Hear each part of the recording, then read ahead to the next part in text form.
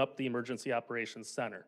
COVID, when that ramped up, that's where we scheduled the Emergency Operations Center. We had regular meetings and brought everybody in to make sure we were sharing information appropriately.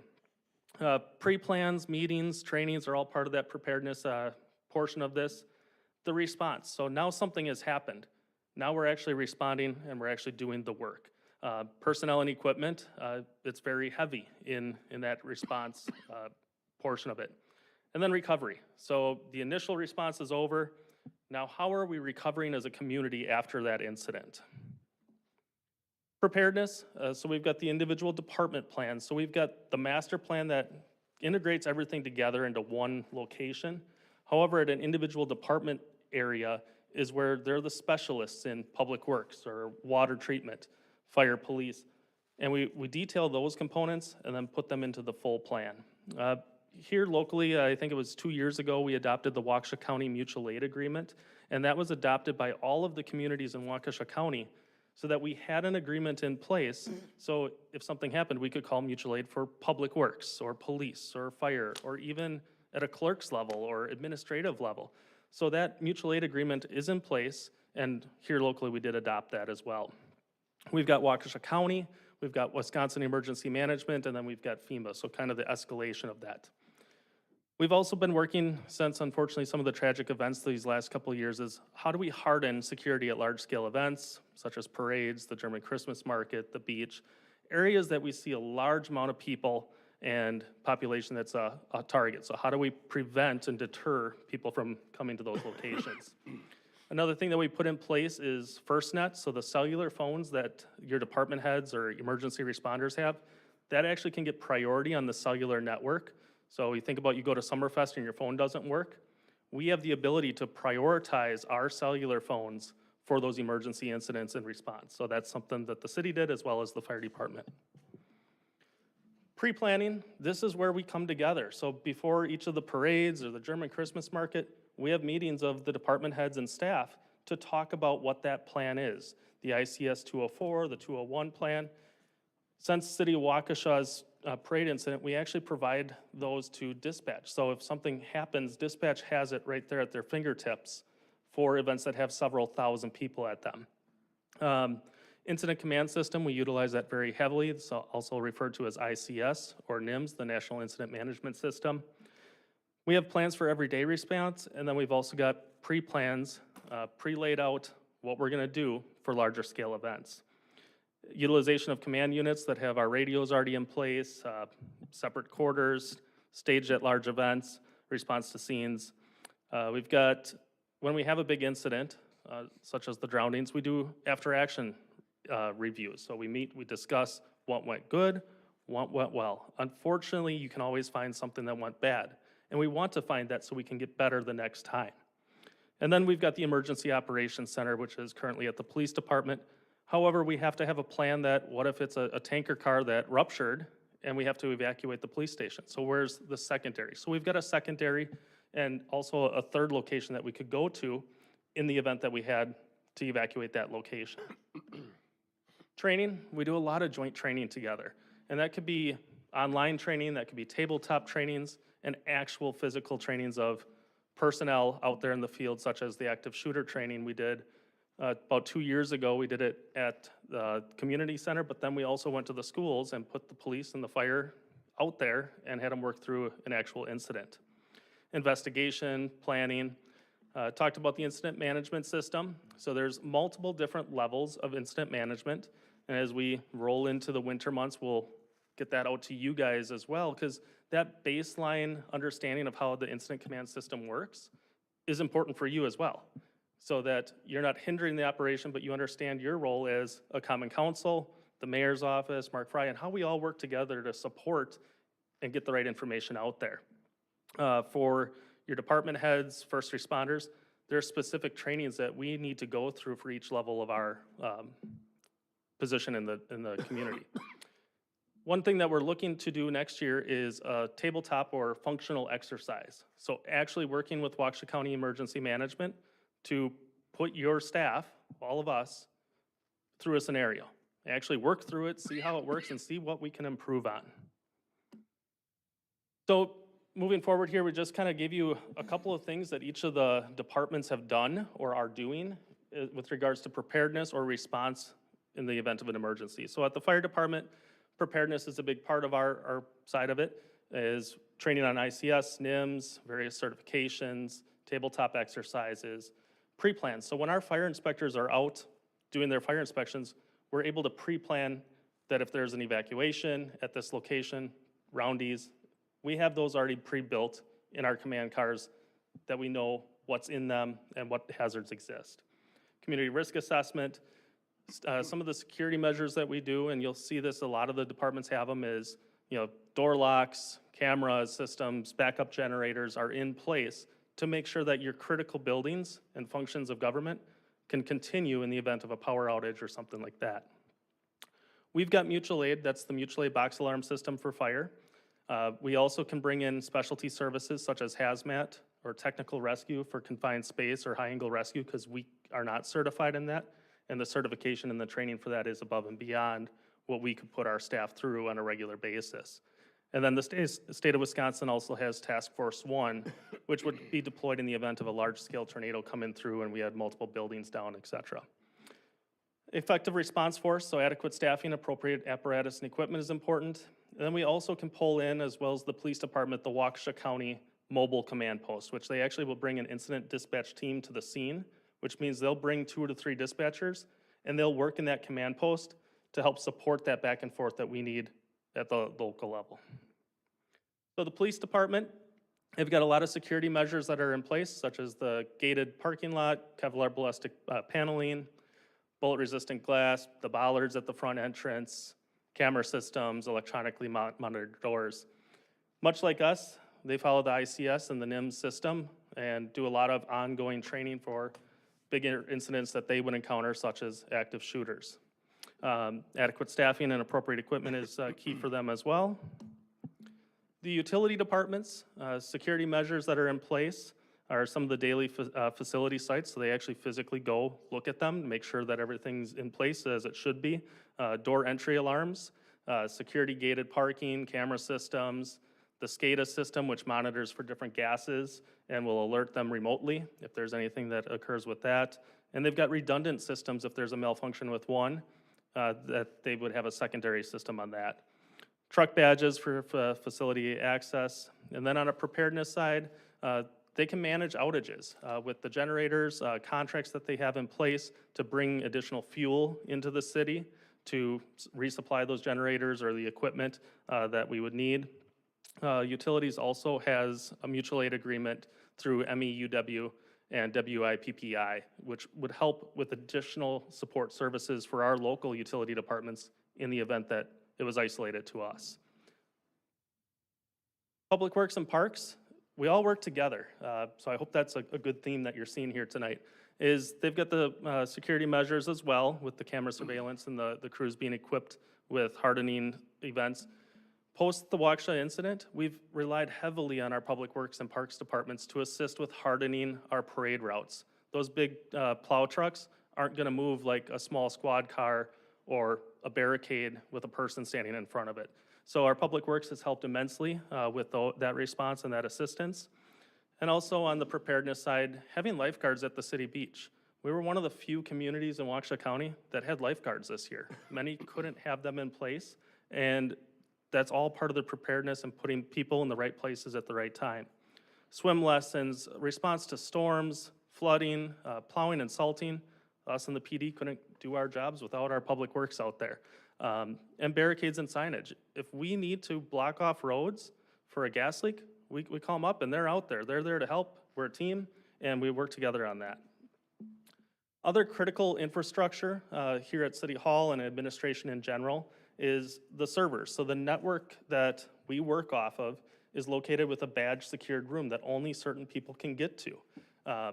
Segmented networks, so we've got different things on different networks so that if one gets taken out, they all don't get taken out. Switches to secure areas, firewall separation, wireless access if we need it. And then other preparedness measures is AI, so artificial intelligence. So training our staff to be aware of scammers and fraud, on their everyday emails, because that's one of our most vulnerable locations. Proactive phishing testing, monthly server updates and patching, password changes. Everybody loves changing their password and all the dual authentication. Daily backups are done on 2 different sites, so if one gets lost or burnt up, we've got a secondary measure there. What I'm going to do is introduce Gail here and have her go through Waukesha County, but all of the different departments are here if you have specific questions for us. Again, we don't want to go through the nitty-gritty and provide you all the in-depth secrets, but we want to give you an overview of what we do. So with that, I'd like to have Gail Goodchild from Waukesha County come up, and she's got a brief presentation of how she assists us every day and supports and can help connect the dots on a larger scale incident.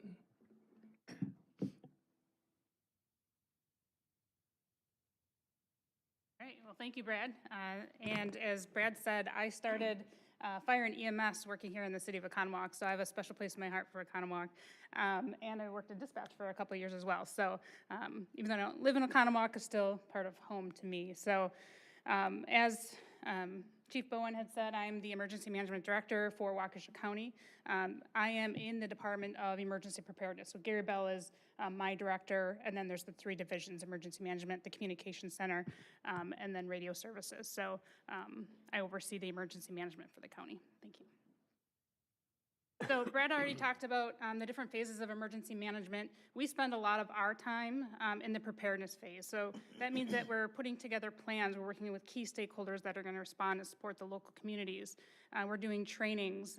We're working with all 37 municipalities in the counties, making sure that they have strong plans, that they have an emergency manager identified, that they're compliant with State Statute 323, and that they have strong programs locally. I do have to say that Western Lakes is a strong program here. They have a really good plan. Brad's very knowledgeable in the world of emergency management, so he doesn't call us too often because they handle things pretty well, but I have worked closely with him in the past. The response side of things, I'll talk about in a little bit, but we can come in and support the EOC, or Emergency Operations Center. The recovery, their short-term, long-term recovery.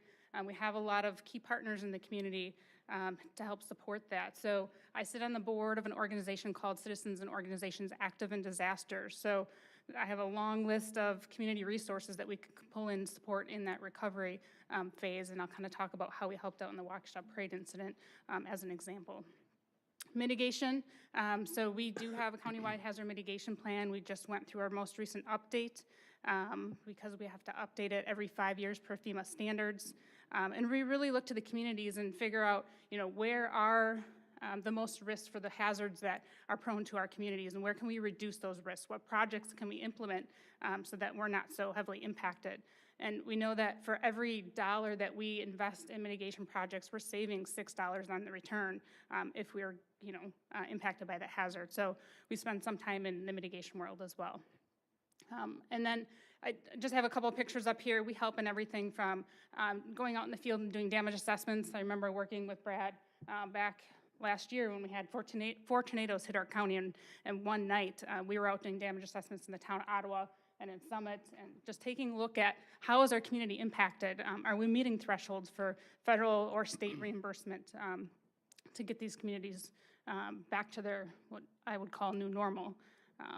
So debris management, we work very closely with the Red Cross, Salvation Army, Health and Human Services at the county level to do sheltering if needed.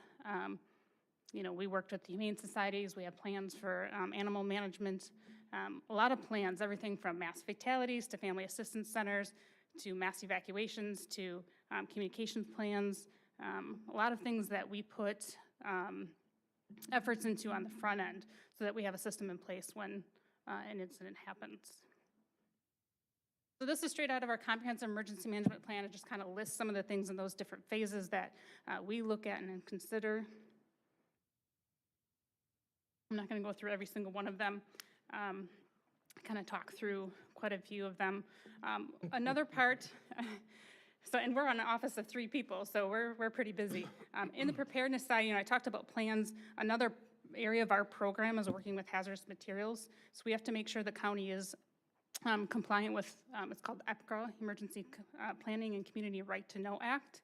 And so we have to work with all of the facilities in the county that have extremely hazardous substances as defined by the EPA. And we have to create plans in the event that one of those extremely hazardous substances were to spill, identifying the vulnerability zone, any special facilities in that vulnerability zone, and what we're gonna do if that hazardous material were to spill. I've worked with your utilities department because chlorine falls in under one of those extremely hazardous substances.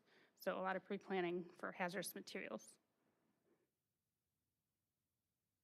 While we do have some equipment, we have two 100 kilowatt generators, we have all the transfer switches, we have a response trailer, we have signage and lighting and all of that stuff. I like to really think that the assets that we bring in are more knowledge and partnerships. We do a lot in that preparedness phase, building relationships, getting contacts, understanding the roles and responsibilities of the organizations in the community that can, respond and help out during a disaster. But we do have some equipment to support as well. So this was the Waukesha Parade incident. We got called in to help out in their EOC, and then we also got asked to stand up their Family Assistance Center. So in their Emergency Operations Center, we worked with their emergency manager to really focus on how we were going to respond to the incident. So they were boots on the ground, everybody was out responding, but let's strategically think about this. What are our objectives? What are we focusing on? Are there any gaps that we need to address? What resources do we need to pull in? And those are all the things that you need to consider in the EOC. So we helped in their EOC and then stood up that Family Assistance Center and provided support services to the friends and families who were missing loved ones and to let them know where their loved ones were or ultimately, unfortunately, doing death notifications at the Family Assistance Center. And then following the parade incident, on that Tuesday and Wednesday, we opened up a Friends and Family Resource Center, and that was bringing in crisis counseling and services that could support the community in that recovery phase. In the longer term, we were supporting the downtown businesses, providing them resources because they were having troubles with employees kind of coming back to work because of the exposure that they had from the parade incident.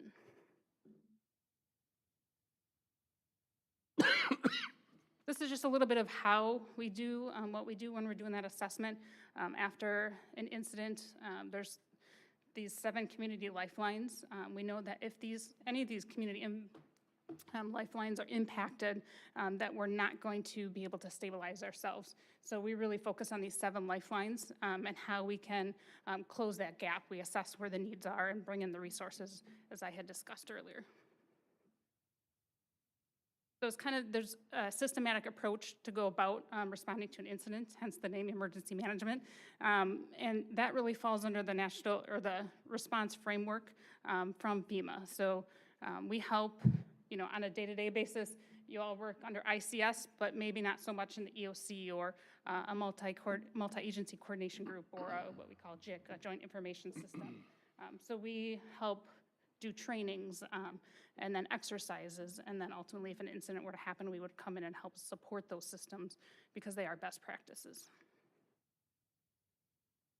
So this slide is just is a diagram that kind of demonstrates how support can come into the local jurisdiction.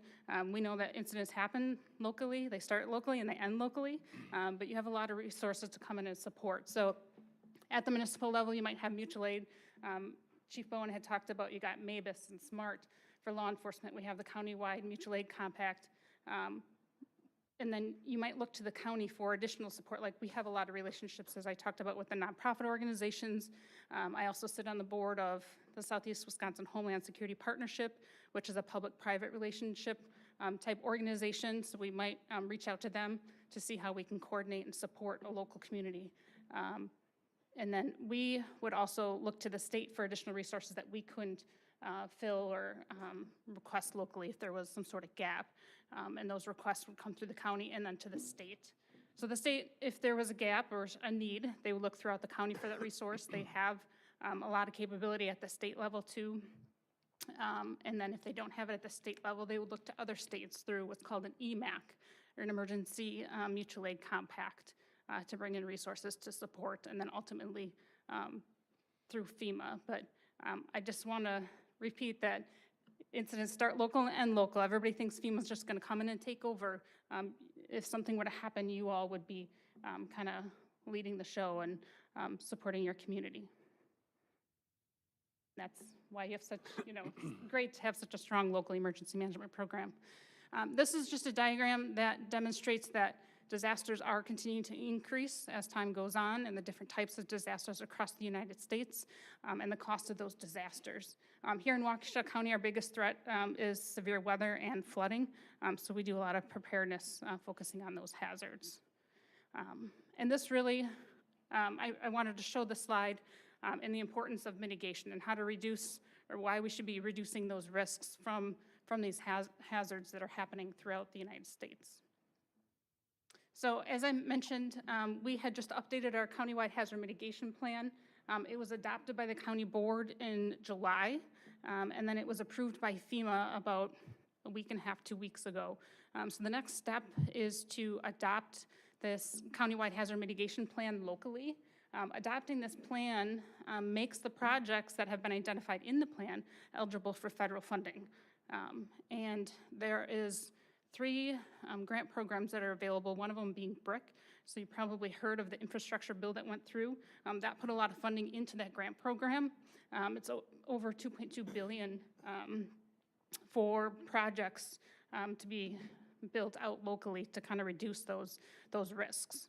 So you become eligible for that grant funding by adopting this countywide hazard mitigation plan.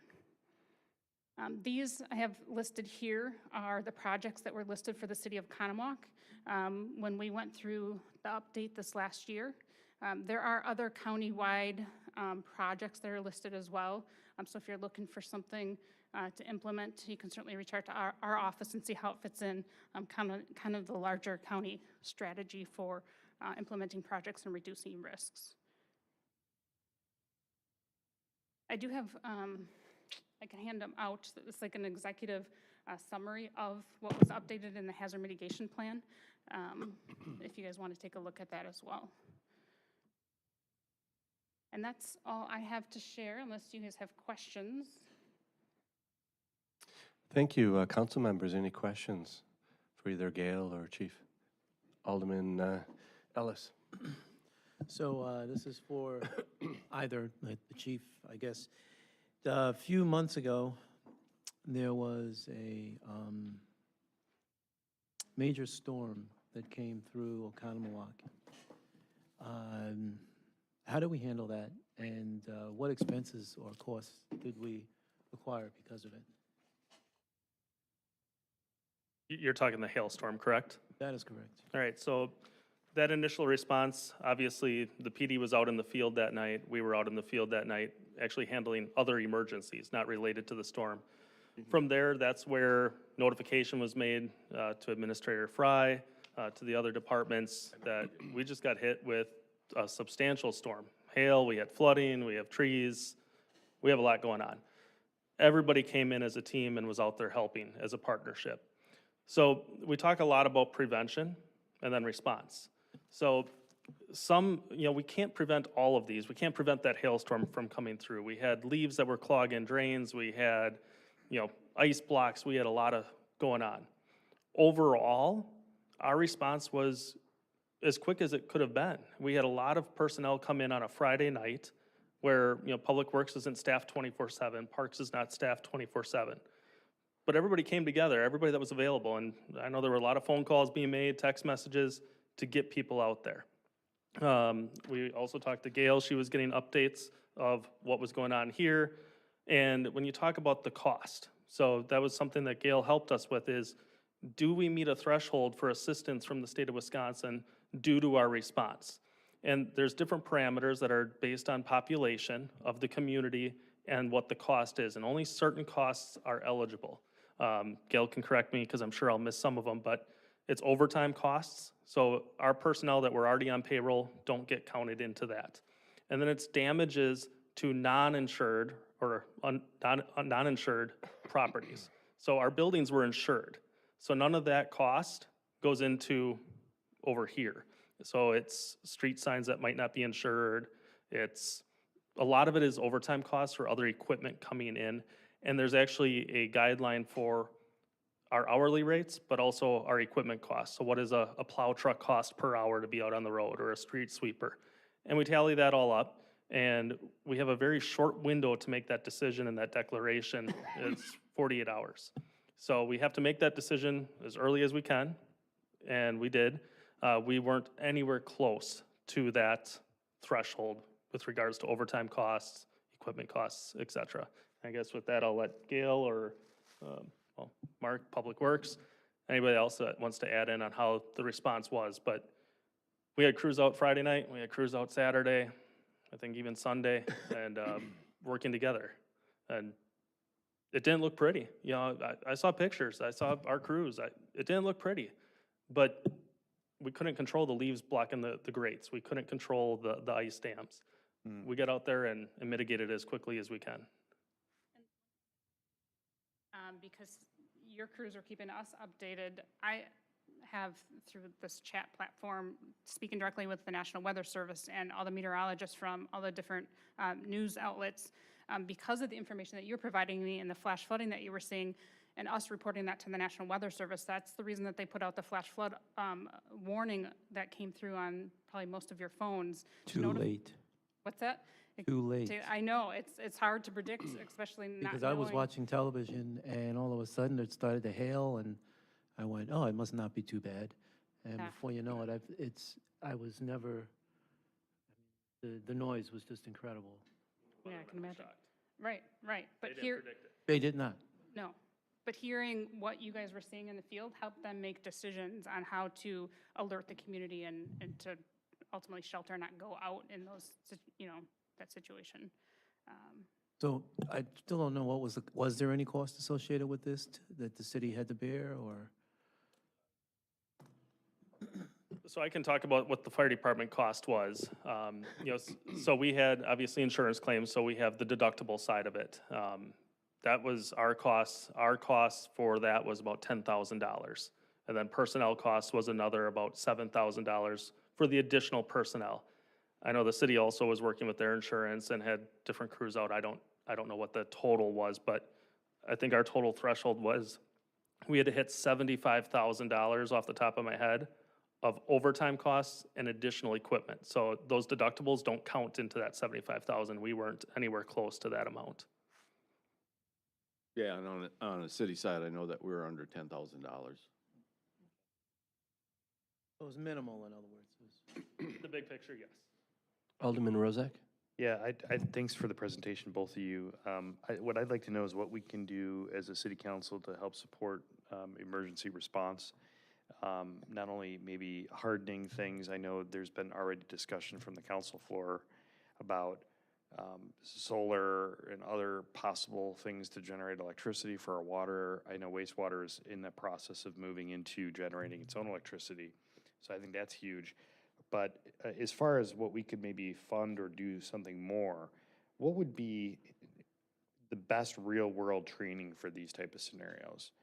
You know, you guys said you did a training like a year or two ago, like an active shooter training.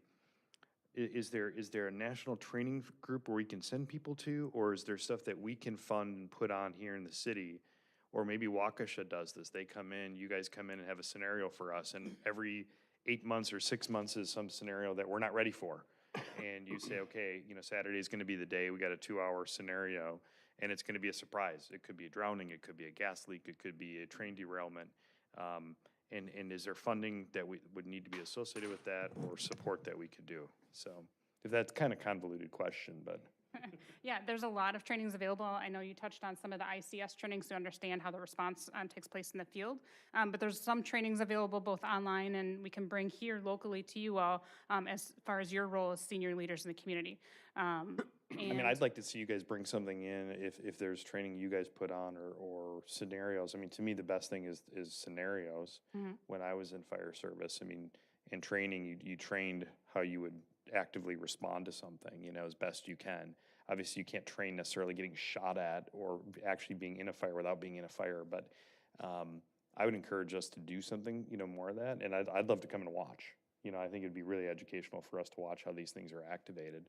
Yeah, we've been talking about doing an exercise here in the coming year or so, and we do that frequently. We'll work with the local community, figure out what they want to focus on, and then, play out the scenario, kind of throw in the injects and Awesome. work through it. Absolutely, yeah. Thanks. Gail, I know maybe 8 years ago-ish, City of Waukesha at the County Expo Center, we had, I think, There was a the mess. National Guard and helicopters and everything. Is that the last time we've done that?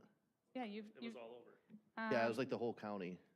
Yeah, well, so right, that one was in 2015. It was a mass casualty incident that we ran out of the Expo Center. So we helped kind of organize that and bring in the National Guard.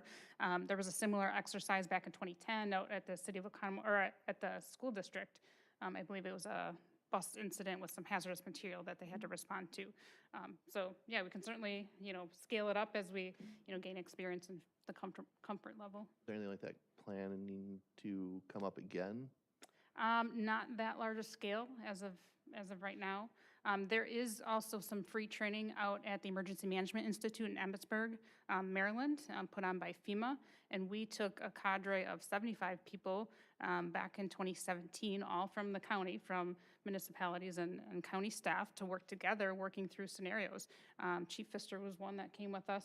I don't remember if Brad Tim was with us, but it was a really good experience as well. So if that opportunity comes up, I'm hoping to get back out there. We would invite whoever was interested in coming out. Alderman Kavieski. I have a few things. I want to just kind of tag on to that because I think that's great, but from a policy-making body, the only thing I think we could maybe do is, in some policy documents, say that we'd like to see that kind of activity occur on a regular basis, whether that's semi-annual or annual or whatever that may be. Are there any other municipalities that you know of that have any policy that helps to encourage this kind of training, not only here locally, but with other organizations such as yours? No policy that I'm aware of as far as regular exercising, but there is the NIMS, the ICS compliance, and that really identifies those ICS trainings and the different level of supervision and what courses they should take. So lower level staff would take the ICS 100, 200, 700, and 800, and then your more senior leadership should be taking like the ICS 300 and 400 courses, which are in person. And that aligns with what your strategy is to get everybody to those trainings. I had just a couple things. So we have an EOC at our public safety building. This may be for whoever. We don't necessarily always have that active. All the tools, all the whatever is associated with what is needed when the EOC is needed. Is there a semi-regular or annual testing of all of that, and that is all in working order and available? So with that, that's part of the do a tabletop. Let's actually do it, because we can pull things out of bins any day and say, yep, we got this. We got notepads. But actually doing the motions, going through the motions of setting it up, opening it up, testing it, that hasn't been done in the new building to a full-scale exercise that I know of, correct, Brad? But that is something that we are going to be doing, and then that is gonna be a regular motion, but what if that one's taken out due to a gas leak from a train? Fire Station 1, when that was built, the training room was the original EOC for the city, so there's a backup there. We've also got some of our community partners, Village of Summit, that, hey, if the city just isn't gonna work, we might have to go somewhere else, or the county, with regards to that. I just wanna touch on some of the training stuff too. You know, that's where we've got the tabletops, which is going through the motions verbally and with maybe paper and whatnot. Then we've got the full-scale exercises, which are very time-consuming. Having put on the one at St. John's Northwestern Military Academy for an active shooter, it was hundreds of people. Because in order to do it right, you need the commitment, not of just your local response, because we're not gonna handle that alone. We need to make sure all of our partners in the county and multiple counties have the personnel, have the equipment that they can give away for 4 hours. And that's why the county usually hosts one a year. With COVID, it's been a challenge. But even though it might be hosted in Brookfield, we're sending team members over there. And so it kind of rotates around Waukesha County with regards to those. And as Gail mentioned, out in Emmitsburg, there's training. I know down south, there's various FEMA trainings that are out of state. So sometimes there's travel costs, but the training itself is covered by the federal government. So that's, a great training opportunity that we're always looking at. I know the PD and us are looking at fire investigation trainings for their detectives and our personnel, so we can have a local team to be able to respond to these incidents quicker, get our personnel freed up quicker, instead of waiting for state or federal resources to come that could take half of a day. Last thing. So from a policy standpoint, I don't believe we have anything in ordinance or from this body that necessarily deals with that. That would be something that I think would be nice to come forward, that we could provide as a policy that would help you and everybody know that it's supported from a policy standpoint, and if funding is needed or whatever that is. And I don't know what it would look like, so just kind of spitballing that out there. But it's, it should have a policy associated with it, to go maybe above and beyond for, or at least make those positions that how come you didn't do this year? Well, it's part of the policy. What do we need to do to support it? Yeah, and that's your decision. As Gail mentioned, most don't have a policy in place. It's kind of ran based on what's occurring today. If you put it in policy now, we have to follow a checkbox versus look what happened in Highland Park, or look what we can change based on the dynamics of our community rapidly when it's not written, set in stone. But continuing education, I think that's something that all of us in our job descriptions as leaders of the community, it's in there. Ongoing continuing education, that's in our job descriptions and an expectation of our position. I wasn't looking at like specific incidences, but the general topic of. Any other questions? Well, thank you very much. We really appreciate it. Thank you, and I thank all the other departments as well for the effort that they put into this. Absolutely. Thank you. We're going to move on to discuss proposed deer management bow hunting on city land.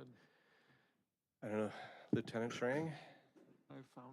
So while the lieutenant's walking up here, this is something that came to us from a couple of the aldermen, so Alderman Koyeski will also be jumping in to take this. But one of the things when we had our meeting this morning that we talked about was there was a couple things in the draft ordinance that was provided to everybody that our police department thought should be discussed or, recommend some changes. So I'd asked Captain Tin and Lieutenant Schrang to take the ordinance and mark it up. So I see that there's a handout here at everybody's station. So maybe we would have Lieutenant Schrang kind of walk through it real quick, and then Alderman Koyeski can jump in and then take the lead for the rest of the discussion. Thank you. Good evening. So a couple months ago, we were asked to look into the current ordinance under 902, which limits the discharge of firearms and bow and arrows, and also implementing the possibility of opening up some city land for public hunting. So there were some minor changes made to the ordinance, recommendations to the ordinance. But first, before I get too far in, I just want to clarify a couple things under our current ordinance. So if you read the current ordinance, I just want to point out that it looks like, this one was clear, there was an understanding years ago, I believe when the ordinance was first created, that would be shotgun hunting only in the city. But if you read the current ordinance and how it's worded, it's could be construed as rifle hunting as well. So I don't know if anybody had a question on that at all. I know it's been raised a couple times for PD when they call in, can we hunt here? Can we do this? And we always said it was shotgun only, but looking at the ordinance, like weapons or instruments designed to use to propel a single slug, which really would be a bullet, right? So they could really use a rifle. So just if anybody had a question on that. Slug is not rifle. But we can look at that.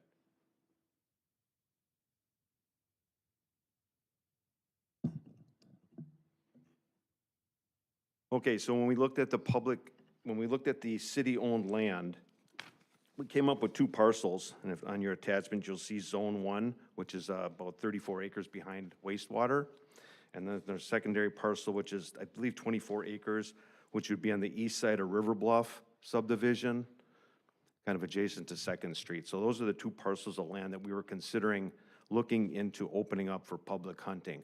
Now, this would be just for bow hunting only, and bow hunting would include compound bows, crossbows, and everything else that meets the DNR rules. So looking at those two areas, it seemed plausible to allow this. We've had a couple of people call our department looking for places to hunt, and we would have to tell them, you can hunt on private land, and you could also shoot a firearm or bow and arrow if you were in compliance with our current ordinance. Now, the current ordinance reads for firearm discharge, you actually had to be 200 yards away from a platted subdivision, and we decided that a platted subdivision wasn't good terminology because, one, from an enforcement perspective, how are our guys gonna know where the plat is? We can pull up the GSI and look, and we thought it'd be more effective to become more in compliance with the DNR rules. So under the current proposal, I see it was drafted for 100 yards, but I just wanna make sure the council understands that as of right now, it's 200 yards, and some people seem to be pretty comfortable with that because it gives a little bit extra cushion if you're hunting with a firearm. But again, talking with my DNR contact, he seemed to be pretty confident that 100 yards, be consistent with their rules, would be fine for this application. And he said in all reality, 100 yards versus 200 yards, that bullet's still gonna fly that distance if it's got a free rein to do so. So he recommended dropping down to 100 yards. So if you're comfortable with that, that was one changes with the firearm.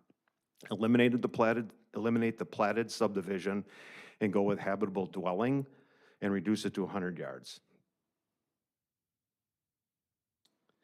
The other proposal under the bow hunting was, we currently have, you have to be 100 yards away from a platted subdivision. That is being changed to 100 yards to a habitable dwelling. My DNR contact said, why?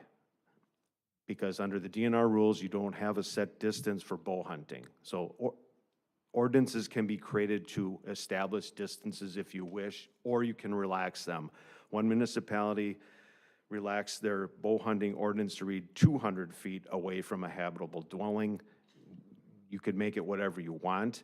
I think if the city wanted to lessen that distance, you could possibly create some additional city-owned land for the bow hunting that might be available.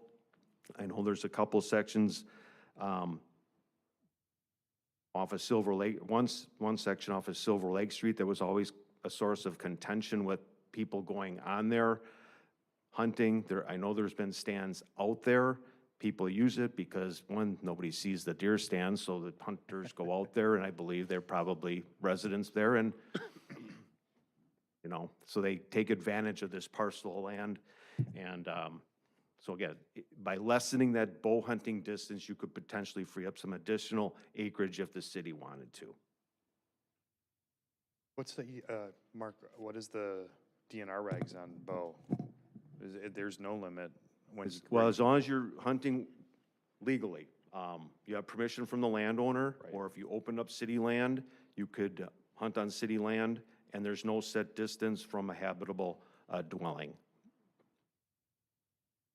So the other proposal that was brought to our attention when we started looking into this was the nuisance tag program. I did check with Delafield to see how their program works, and basically they have 3 parcels of land that the city has available to hunters. There are 2 elevated stands and one's a ground blind. They can apply for a nuisance tag. It's free of charge. The municipality can get the nuisance tags free from the DNR. They come in, they sign up, first come, first serve. They get to use these elevated stands. And at the end of the day, if they get a doe, the nuisance tag is for doe only, they have to bring the tag back. And I asked, well, what if they don't bring the tag back? Then you have to go out and find the people. It's like, great. So again, talking with the DNR, he believed that we, in this situation, really wouldn't need to have a nuisance tag program. There's enough available tags that can be issued through the DNR, either free of charge or for an additional $12, they can get their own additional tag. And we also felt that trying to manage these particular areas might be difficult, trying to first come, first serve, who gets there, the sign up, it could be a little hectic. And again, so the DNR context said, why do you want to do that? It's the same as opening up DNR land that's around the county here that the public can use. State hunting land, again, it's first come, first serve. So if hunters want to sit on each other's same log and hunt, they can do that until one of them gets fed up and leaves. So he kind of thought that we should just kind of, if we're going to consider opening up the city land, open it up to bow hunting. They have to be in compliance with their DNR permits, their proper licensing, and let them go hunt on city-owned land and let it manage itself. So the topic came up about tree stands. Are we going to allow tree stands on the city land? And came up with, well, they can put the tree stands up, but they can't leave them up overnight, because essentially if you did that, you'd be reserving your spot. So we didn't want to do that.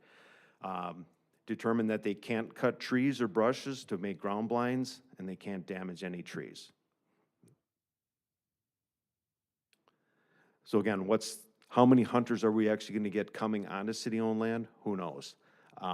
I guess I know for a fact there's a couple of people off of Silver Lake Street that will, because he's called me more than once to see about creating this ordinance and using some city land and seeing what's available through the county. And there is one small parcel of county land that's available off of Silver Lake Street. It's a conservancy, and he apparently has permission this year to go hunt that conservancy. Bow hunting only.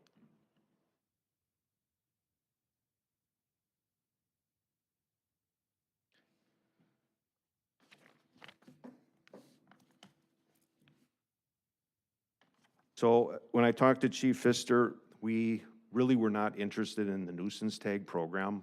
We just don't feel we need to manage that. If we're gonna open up the city-owned land, create the two parcels, parcel 1 and parcel 2, which you see is attached. They have access points for parking to get in there, go down the trail, and they have places to park their car, and they got places to drag the deer out if they need to. Utilize their own DNR tags to harvest their deer. And if they want to drag a tree stand out there, they could do it, and they'd have to just compete for spaces that are available out there.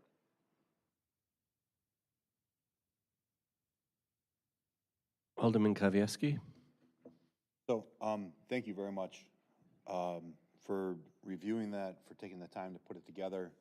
I think it might be helpful to understand, at least from my perspective, and Alderman Shellpepper has also inquired in regards to an ordinance similar to this. I look back in my notes, and back in November of 17 is when I first brought this up.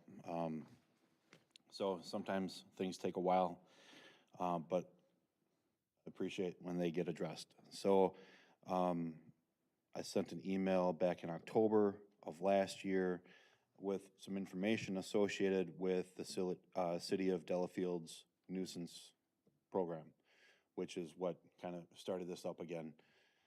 I The think Delafield Police, they don't manage it, so apparently that goes to the clerk or somebody else. They just apply online, and they get the permits that way. And I think with your explanation of why we wouldn't need the nuisance program here, I'm totally comfortable with not having a nuisance aspect of this revision. So I am also, I think it might be helpful to understand why this continues to be brought up, at least for me, and I think from Alderman Shellpepper. There are residents that have come to us and deer damage associated with some of the yards and flowers, and you name it, they eat it, and there's nothing they can really do. So as we've tried to address this, the opportunities to apply herd management within the city were pretty limited. You could capture them and relocate them. I don't want to do that. You could hire sharpshooters. I don't want to do that. So I think this is a really nice way to allow the opportunity to provide herd management within the city that would impact those potentially that have that damage associated with their property, and potentially save a life as you're driving down a road. We had a neighbor who swerved on Silver Lake over by Paganica and hit a tree and trying to avoid a deer. So all of those reasons are really why we were bringing that up, not necessarily to go hunt as a sport, but to manage the herd within the city. Well, certainly the car deer crashes are way up in the city. I mean, that's no secret there. We're doing them all over the place. And if you want a big buck, go look in the city limits because they know they're not going to get hunted, right? Right, right. So, and again, when we talk about the distance for the crossbows and stuff like that, if you look at some of the effective ranges for a deer, a bow and arrow, crossbow or whatnot, you're looking at anywhere from 30 to 60 yards as a maximum of effective range. And that 60 yards, that's for a really nice crossbow. I'm not going to speculate who uses what. It seems like, I would say right now, a lot of people probably use either a compound bow or a crossbow, especially the older you get, easier to shoot a crossbow, right? So again, if you're looking at anywhere from 40 to 60 yards for effective range for a crossbow, yeah, can they fly farther? Yes. So to reduce that distance for the bow might be a possibility or consideration there. Alderman Altman-Cloth. I'll make this quick. So two things. Just out of curiosity, what is the county land off of Silver Lake Road? Did I say county land? Yeah. I meant city-owned land. It's that little parcel between Glenwood and the little doctor's office there that runs to the west, right Oh, okay. adjacent to St. Jerome's, that parcel back in there. I know what you're talking about. And then the second thing is, I cannot tell you how excited I am that we're talking about this because I live right over there. And I think one of my early conversations with Mr. Fry was a constituent over in Lake Ridge that had called and complained because he's sick of planting things that get eaten. So Well, yeah, I'm more that's- than welcome hunting in my own backyard. Just watch out for my dogs. Alderman Ellis. I think too, with opening up the city land to bow hunting, the bow hunting season is very lengthy. So even if someone doesn't get a crack this week, they can always have the following week to go out there. I mean, it'll go till, late September into early January, I believe. Yep. So, I mean, anybody that wants to hunt on city-owned land can go out there. Yeah. And they'd have probably ample time to utilize that land. Yeah. One last thing, I apologize. That Zone 1 butts right up against the Lake Country Trail. Now, a couple years ago, when this county opened up hunting at Neshota Park, the hunters aren't always very respectful of the trail, because obviously we're not going to shut the trail down, correct? So what would be the plan to make sure we don't have issues there? Well, they'd park at the end of Worthington. Yeah, they're gonna have to access that parcel by the trail. So that would be a concern, I guess, of yours, but, they park there, go down that access road between that utility building, jump on the trail and walk, what is it? Yeah. 100 Which, yards? I mean, that's fine if they're walking on the trail to get there, but just to make sure, because one thing that I did notice at Neshota was a lot of newbie hunters that would be sitting, waiting for a deer, but if they had a shoot, they literally would shoot over the trail. Now, I get that this side, you're not allowed to do it, but I don't know, some way to just educate them that their back better be to the trail. Maybe an approach would be to shorten the one side of Zone 1. So maybe there's a 10, 15 buffer. foot That would buffer or something to that point. That's just an idea. Alderman Ellis, you had a comment? Yeah, my subdivision, Hickory Creek, I've gotten a lot of constituents, a lot of individuals complaining that at any one point in time, there could be anywhere between 12 to 18 deer just kind of hanging out, 2 of them of which are albino. And I know just last night in my backyard, I think they were having a party.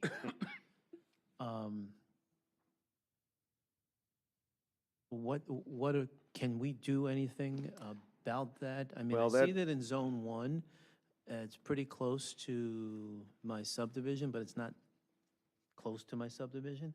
And I don't know where those deer are coming from. They like the old apple orchard in St. Jerome Cemetery. Nobody messes with them in there. That's correct, yes. So they do meander. And you know, the other problem, I'm not gonna say people are intentionally feeding deer, but people that like to feed the birds. I mean, you look at any bird feeder, the deer are gonna scrounge around those feeders. So, yeah, you're not intensely trying to feed the deer, but I mean, they're finding these feeders. So my other And your question, garden, and your flowers and everything else. my other question is in reference to, right at the end of my subdivision, there is a field or a farm. I think it's being developed as we speak. But there is still a tremendous amount of land back there, and I actually see them back there a lot. Is that fair game there, or? That's probably part of your, isn't that part of your Hickory Creek subdivision outlots or whatever? Because the properties that I looked at, I didn't see any city land right behind there, or it was privately owned. I don't know that answer. Yeah. So I just looked at city-owned land, so anything right behind you is owned by a private party. So if they wanted to hunt on their private lots back there, So they would have to have permission to be able to hunt on that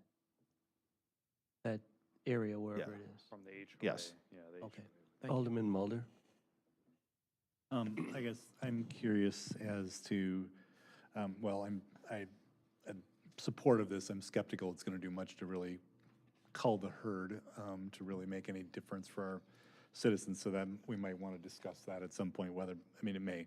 But I guess knowing that, will we get a report to know how many deer were harvested from these areas, from the DNR? Or how can we know that number after the first season or annually? it would probably be really hard to track that, because when you go to register your deer, they're just gonna ask you what county it was harvested in, and that's pretty much all it is. Now, yeah, I suppose the nuisance tag would be easier to track, because you'd have that nuisance tag that you could say you're using, but I don't know, I think it would be That would kind of also- difficult to find out. That would also give us an indication of how many people are hunting in there. Successfully. Yeah. I have no doubt that if the lands are approved for opening, it's gonna be probably a little bit more of a headache for the PD, because people are not used to seeing hunters going back there, so we'd be able to determine how many people are actually going back there by car counts and whatnot. I think for the most part, people would be respectful of the lands with not trashing the trees and cutting the branches and all that stuff down. They're pretty, I think, for the most part, respectful that way. And answer your question about the trail, they can't shoot across the trail to a deer that's illegal, so you can't shoot across into somebody else's land. So they'd have to get permission from that landowner to harvest that deer. So that would be a violation if they're shooting across that trail for a deer, they see that trophy buck across the trail. I think One, they maybe can't do it. one thing they're trying to do is eliminate somebody standing on the trail or just on the grass on the proper side of the trail with a crossbow, and you have a couple lined up picking them off as little kids go around. So some kids would think it's cool, others might not. That might be an issue. Alderman Kavieski. So couple things. I'd like to see more of a 60-yard than a 100-yard. That might open up additional opportunities for zones, at least for discussion. There are areas that we were. So when we picked these zones up, we based it on the current ordinance of the 100 yards for the bow. But you're right, if we lessen, like you just said, if we lessen the distance, you could potentially free up some other parcels of land that would make it easier for bow hunters to go out there. I don't know if that would be worthwhile in zero. Not 60 yards, zero?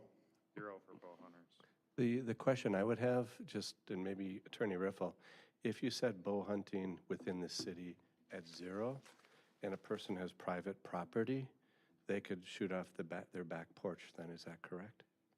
Oh, yeah. I did not look at the application of Act 71, which completely revised the bow hunting rules back in 2013 as it applied to this ordinance, because I was told we wanted to open up the nuisance deer permit so that they could hunt year-round, you know, with a DNR permit.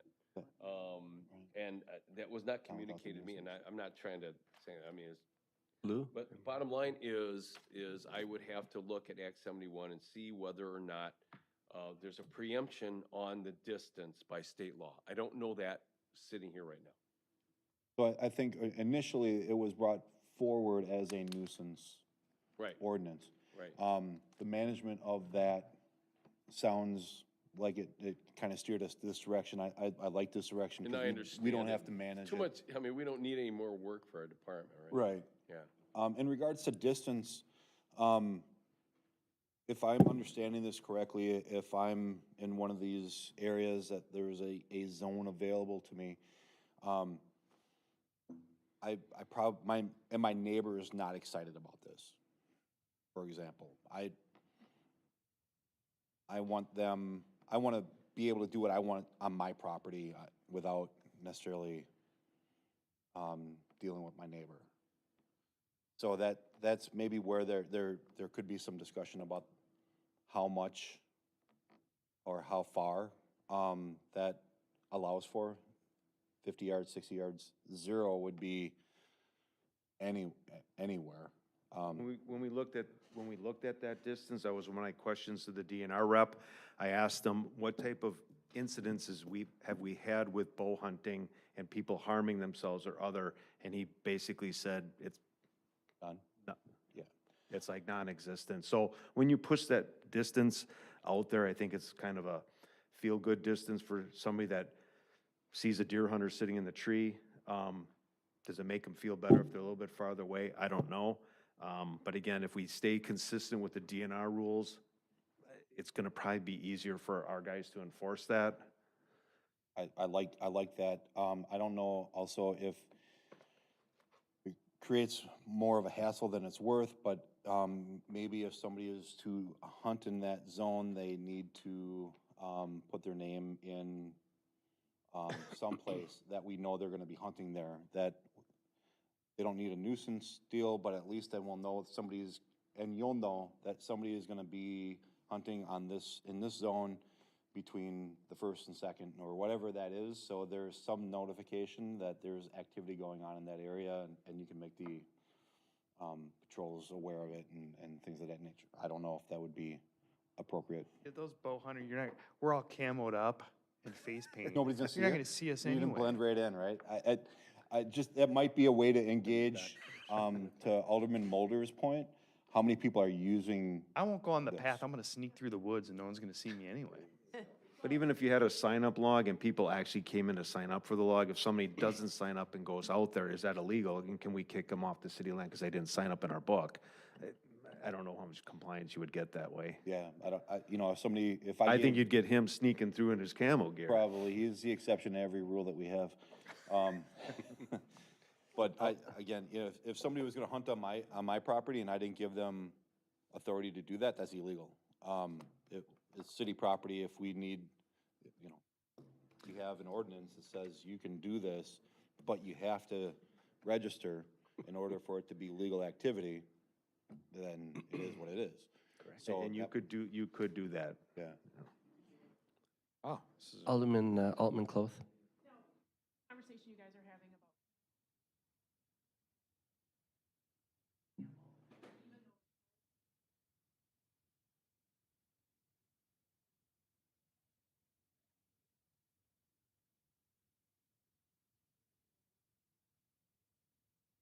But those are trails though too, right, through the I park. mean, it's a park. Those two but zones don't really have any trails in them.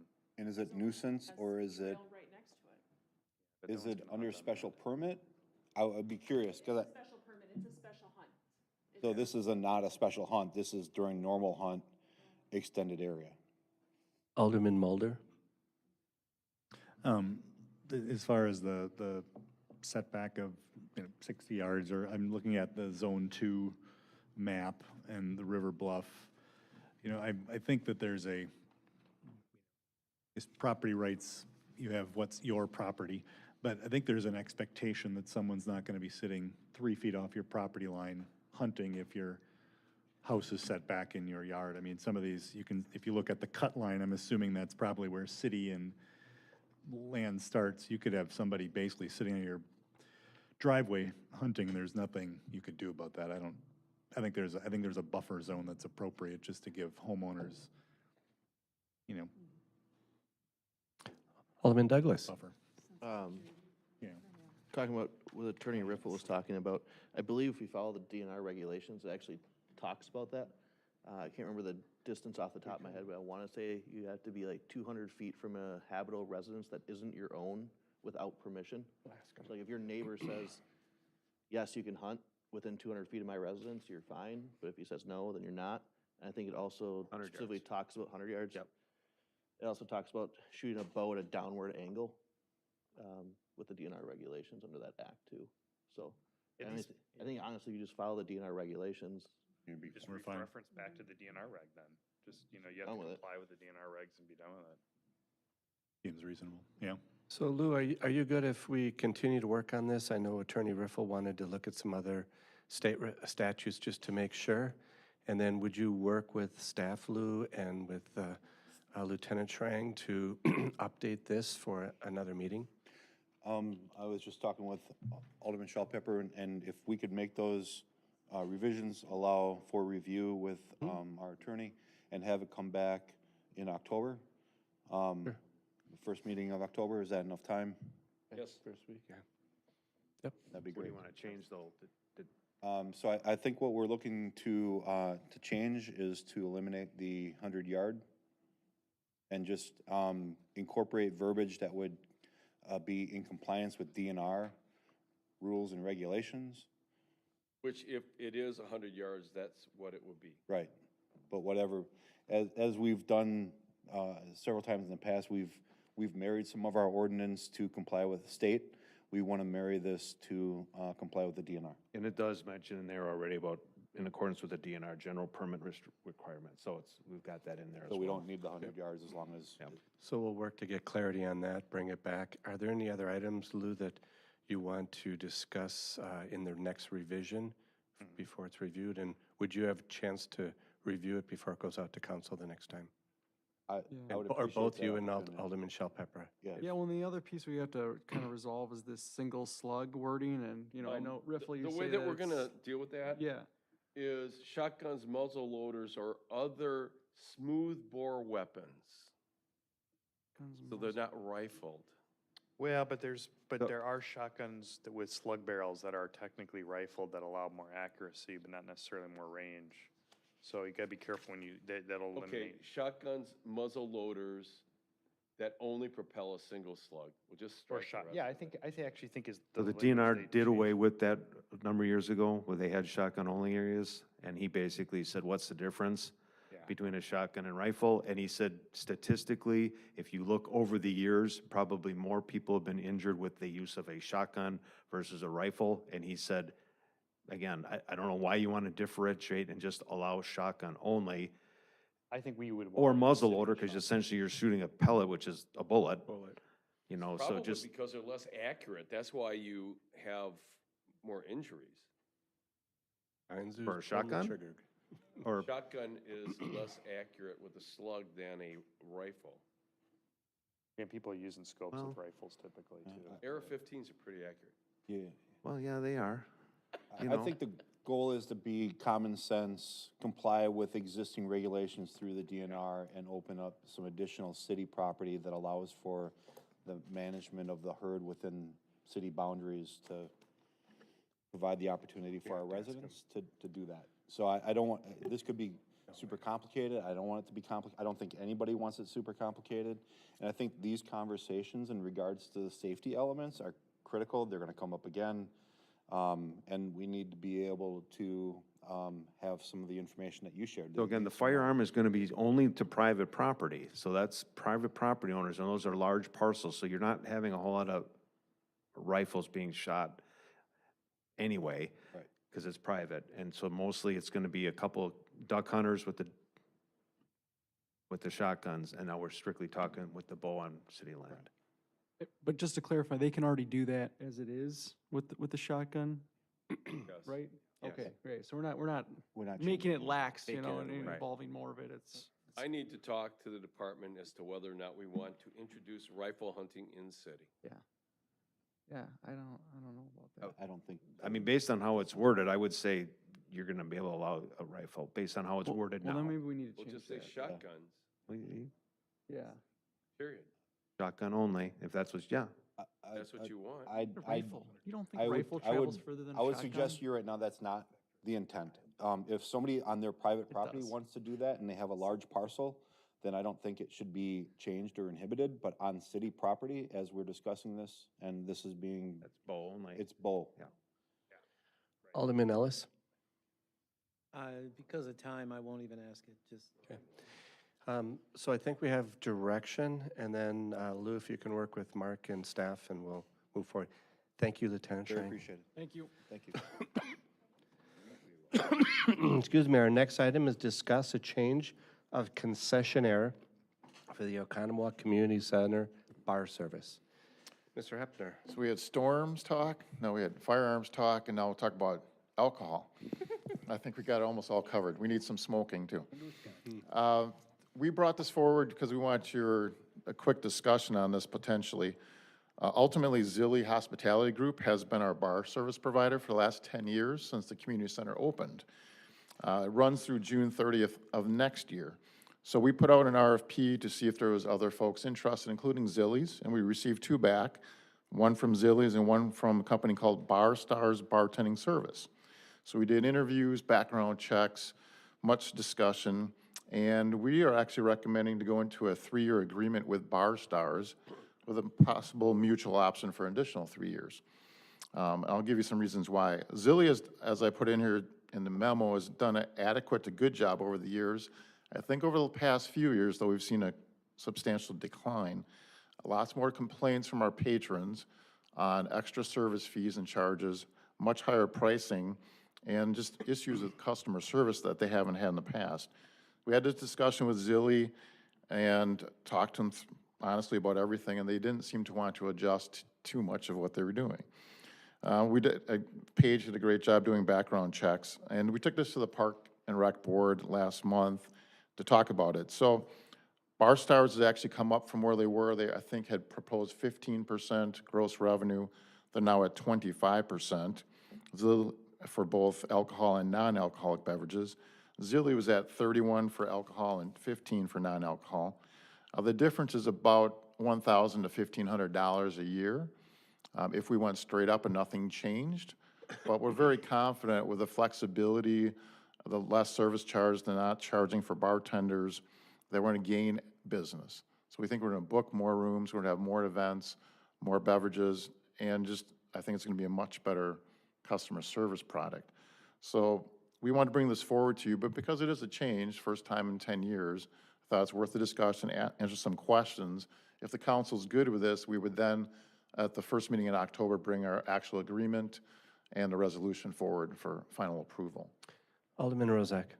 Yeah, so we talked about this at length at the Park and Rec. Jennifer was there. Actually, Lou showed up as well. And I think it makes sense. We actually had a lot of questions at that meeting that I think were well addressed. And you guys have addressed most of those concerns. Because I think originally our sales or our revenue decline from it was going to be more significant, like $6,000 or $8,000 or something like that. And now with the reduction and the changing and the fact that they're doing the 25% for the alcoholic and non-alcoholic, you could call that a blended type rate. Not on the rocks? No, blended, stirred. That rate brings this back up to where we should go. Right. So I think, that was one of our big discussion was, are we really going to get enough more service to make up for the revenue loss? But now we're only talking $1,500. If we get 1 or 2 more, then we're we're doing better. So thanks. I'm all in favor of it. Any other questions or comments for Mr. Hepner? Great work by you and staff, and That lady right here, Paige, does most of the work, and she deals with most of the complaints and most of the positivity too. So she's really worked hard at this. I want to thank Paige for all her work, and I think it sets us up nice for the future. We'll work with Stan to get the language down in the agreement to bring that back forward to you then. Alderman Mulder? And this will apply to the rooms at the ground level as well, correct? As Correct. it has in the past. It's, yeah, we worked with Diane to kind of change the premise language, make it accurate. So it's ultimately everything within the building minus the offices, and it does include the lawn area outside as well. So we can still drink in your office. I try not to tell everybody that, but yes. After 8 AM. That's awesome. Any other comments or questions? Thank you. At this point, I thank you very much. At this point, I'd like to move into closed session. You want to ask? Oh, we have, I'm sorry, I missed one. No, do we want to ask if they, We're good. we can delay this item Oh, okay. because of time? Okay. Due to time, it was recommended by our city administrator to delay the closed session in conference room number 3. I'd like to open that up for discussion and a motion. Or do you want to explain? Second? We have a 5-minute break. No. I'll make that motion to delay. Second. Any further discussion? Call roll, please. Alderman Ellis. Aye. Alderman Spiegelberg. Aye. Alderman Mulder. Aye. Alderman Shellpepper. Aye. Alderman Kavieski. Aye. Alderman Douglas. Aye. Alderman Rozak. Aye. Alderman Altman Cloth. Aye. This time, I'd like to entertain a motion to adjourn the committee of the whole. So moved. Second. Subject to reopening later. Subject to reopening later. All in favor? Aye. Any opposed? No. Sounds good, thank you. We'll make a change on the computer and then move into the council meeting.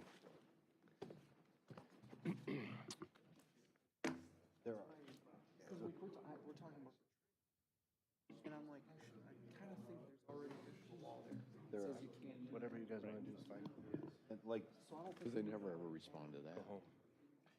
I don't think so. I think it needs to marry, it needs to marry with the DNR regulation. I'll be over. And you Did can't you know shoot that when at that happens, that occupied- becomes mine? I think that's not smarter than DNR. We've created very small parcels. People are going to be very aware of their surroundings.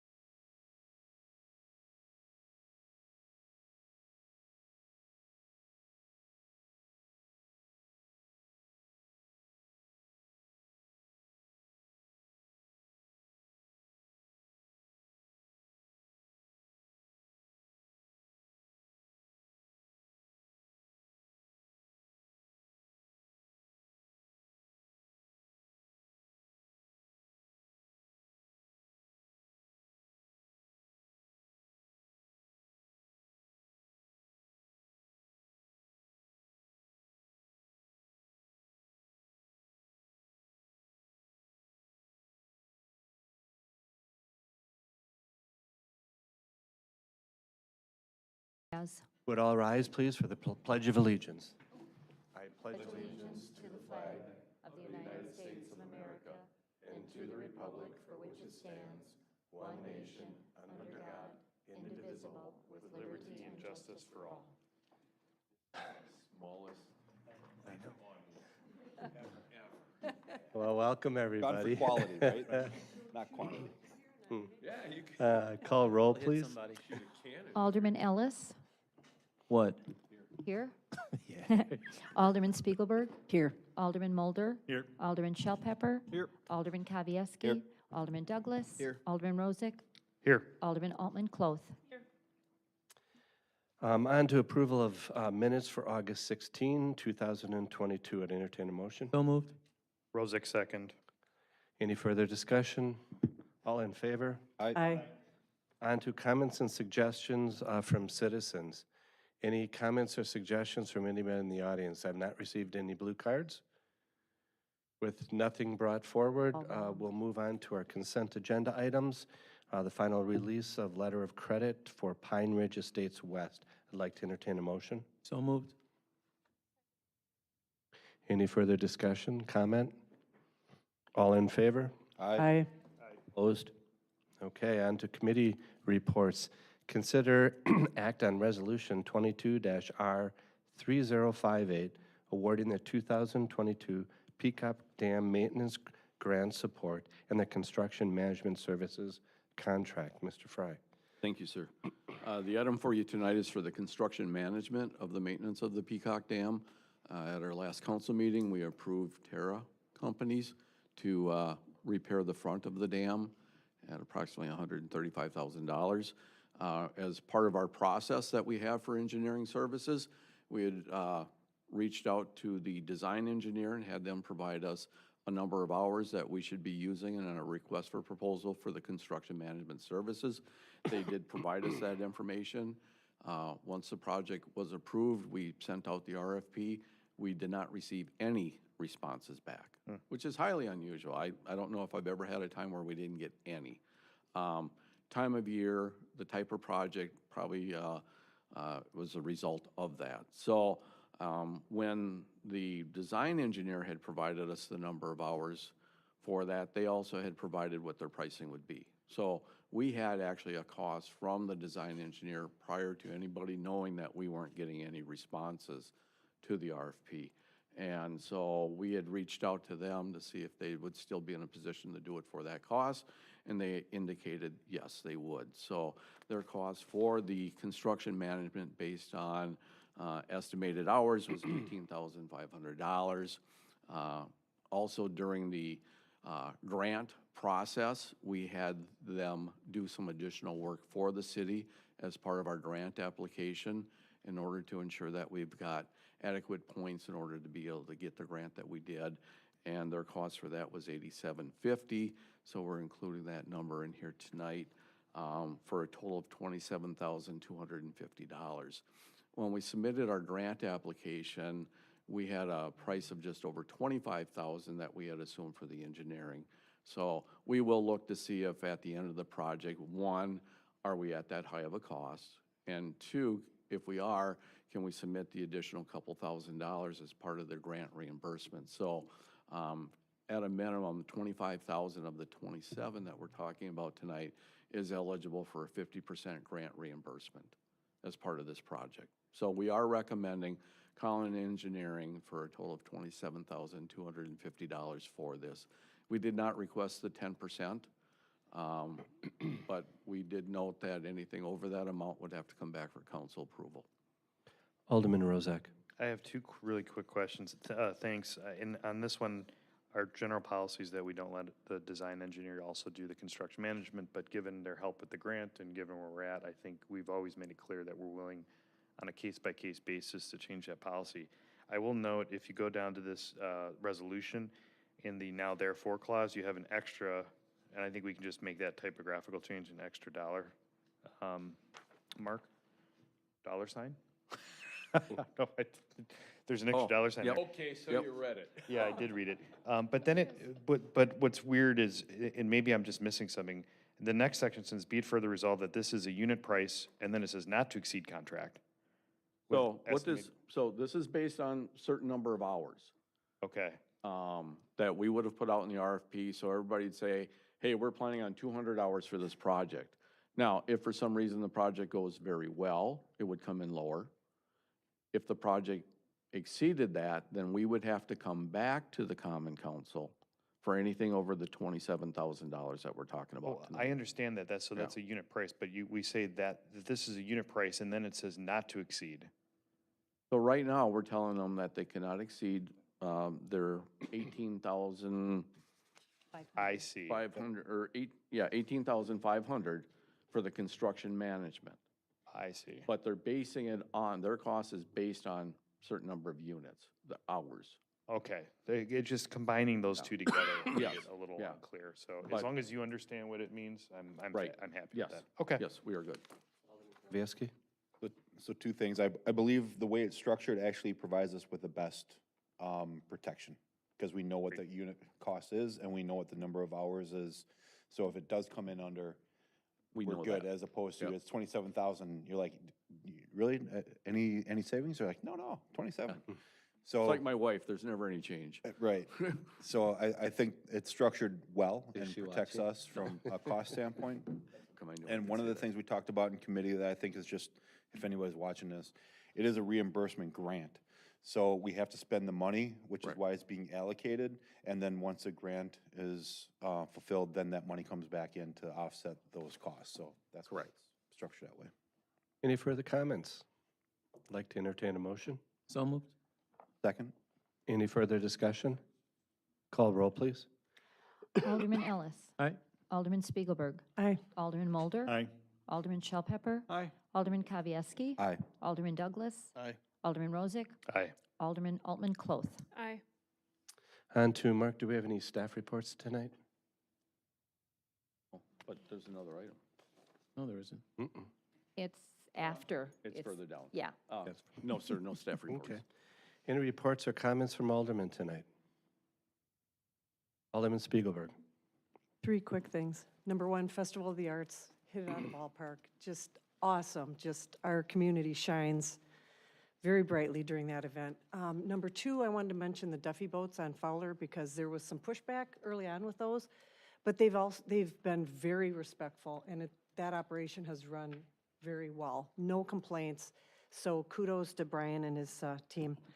And then thirdly, I just wanted to give a public condolence to Charlie Shaw and his family for the passing of his wife, Lori.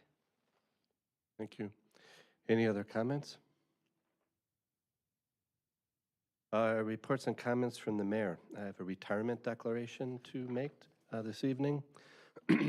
This declaration, whereas since 1987, Kirk Wisniewski has been providing leadership, guidance, and advocacy to benefit the cities and villages of Wisconsin. And whereas since 2011, Gail Sumi has given voice to and enlightened and informed Wisconsin's local leaders through her dedication and coordination of the League of Wisconsin Municipalities' multiple channels of communication, including editing and production of the municipality. And whereas Kurt and Gail have been thoughtful leaders and trusted advisors for local officials, both elected and appointed. And whereas Kurt and Gail have contributed in countless ways to the prosperity and success of local government in Wisconsin. And whereas, in addition to their tireless efforts on behalf of municipal government, Kurt and Gail have been role models for thousands of local leaders. And whereas, Kurt and Gail will be retiring from daily service to local government at the end of the calendar year 2022. Now, therefore, be it resolved that I, Mayor Robert P. Magnus, along with the Common Council of the City of Oconomowoc, express its profound gratitude to Kurt Wisniewski and Gail Sumney for their service and congratulates both of them on their careers of leadership and wish them well in their future endeavors. Dated this 6th day of September, 2022. No other additional comments. I think in the same light as a tragedy that hits the Shaw family, same thing has hit the Debbing family with the loss of a gal that's given a lot to our country, to Sarah Debink, and we wish both families nothing but the best. Like to entertain a motion to adjourn. Rozak, so moved. Second, Ellis. All in favor? Aye. We're going to start right at 8 o'clock, or can we roll into it? I thought it was publicly noticed. It's not a public hearing, public notice, but it was publicly noticed that we would have an 8 o'clock hearing. Okay. Well, it says on here Yeah, or immediately. Or immediately, I did put immediately follow. I'm just asking for Yes, you clarification. may proceed, Okay, assuming that Yes, I think he's here. Yes. So we'll wait a second to, for our notes, and then we'll get started with the City of Oconomowoc Residents Board. I am ready, Mayor, whenever. You are ready? Okay. I'd like to call to order the City of Oconomowoc Residents Board. Has appropriate meeting notification been made? Your Honor, it has. Would you call roll, please? Yes. Alderman Ellis? Here. Alderman Spiegelberg? Here. Alderman Mulder? Here. Alderman Shellpepper? Here. Alderman Kavieski? Here. Alderman Douglas? Here. Alderman Rozak? Here. Alderman Altman Cloth? Here. We're on to hear the hearing of an exemption petition filed by Harold E. Omarth II, requesting an exemption of the City of Oconomowoc's Municipal Code Section 9.28 residency restrictions for sex offenders. Captain Tim, would you get us started?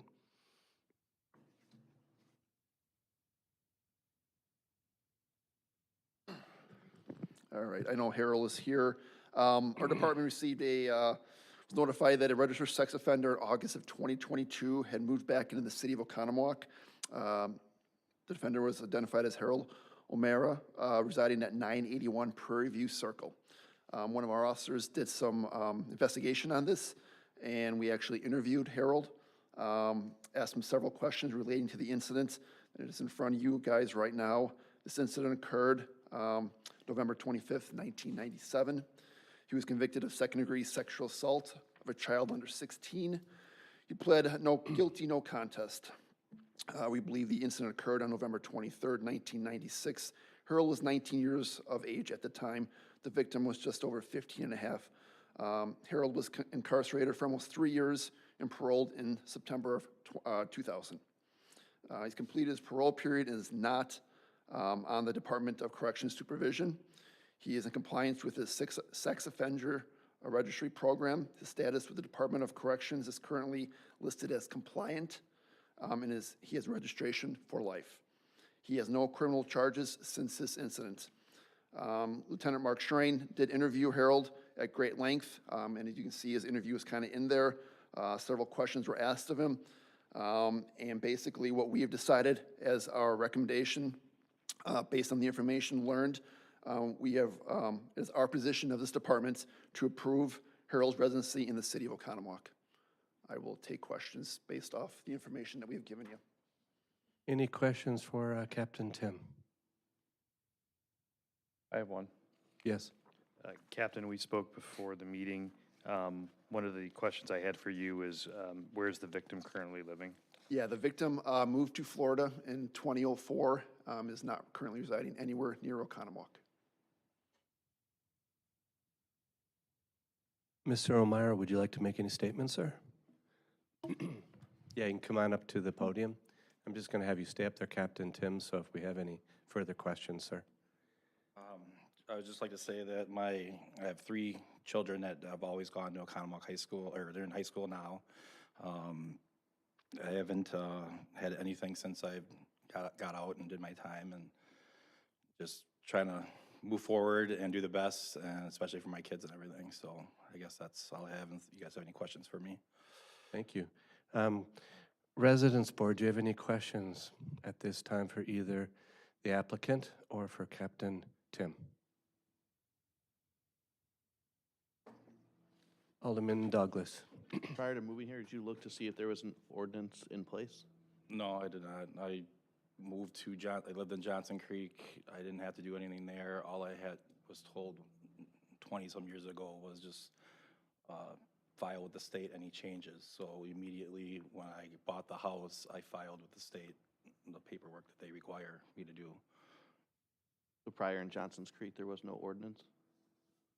I don't even think there's one in Johnson Creek. I'm not gonna go with the state of Wisconsin. Any change of address, any change of job, any vehicle change, I have to let the state know.